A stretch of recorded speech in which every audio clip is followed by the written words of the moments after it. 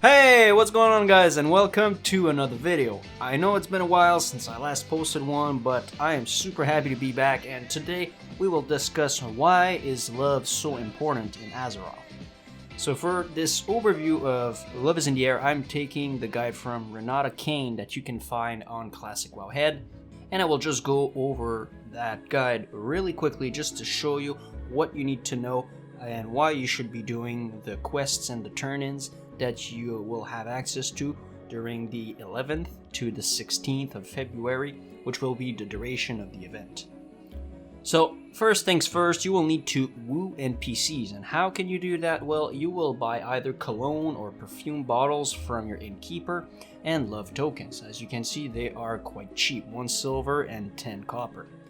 And what's important to note is that cologne bottles will allow you to interact with female NPCs, while perfume bottles will allow you to interact with male. Like it is written here, it's the scent type that you are wearing that matters, not whether your character is male or female. What will you do with this? Well, as soon as you have the buff that is granted to you by either the cologne or the perfume bottles, you will be able to approach an NPC, and then a little heart will appear above their heads, and that will allow you to open a dialog box, allowing you to bestow a love token.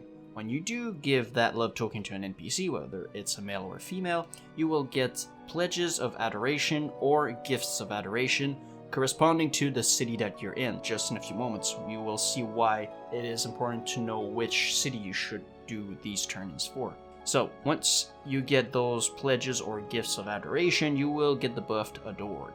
Once you are adored, you cannot get any more gifts or pledges of adoration, but you can get some of friendship. And why should you care about the pledges and gifts of adoration? Well, it's because it can contain, out of many different items, a box of chocolates that will give you consumables to increase either your hit chance by 2% for 1 hour, your spell damage by 23 for 1 hour, your defense by 13 for 1 hour, or your healing spells by 44 for 1 hour. So obviously with Blackwing Lair just around the corner, these are obviously very nice, cheap consumables that you can add to all of your other buffs. Now, there's that thing where you can also be heartbroken if you're unlucky instead of being adored, and that prevents you from interacting with NPCs, but somebody that turned in a pledge or a gift of adoration can get an unbestowed friendship bracelet that will remove that heartbroken debuff on you. Like we've said earlier, the first time that you interact with an NPC, you will get gifts and pledges of adoration. Then afterwards, you will get those of friendship until you are not adored or heartbroken anymore. So as you can see here, for every city, you get the same thing. The civilians will give you one item specifically, then the guards will give you their pledges of loyalty or their guards card. And once you have 5 of each of them, 5, for example, for Orgrimmar, fresh pies, pledges of loyalties, and cards, you can turn them into boxes of pies, pledges collection, and package of cards.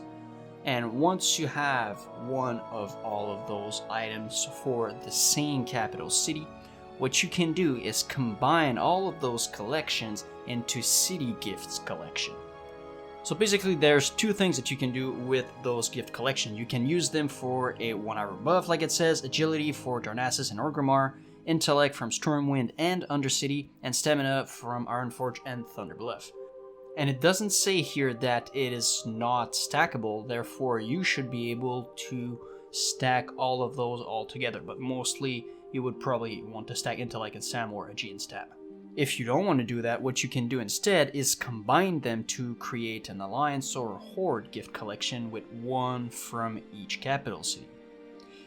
And why would you want to combine them into an Alliance or Horde gift collection rather than getting the 1 hour buff? Well, once you have an Alliance or Horde gift collection, you bring it to one of your capital city's leader.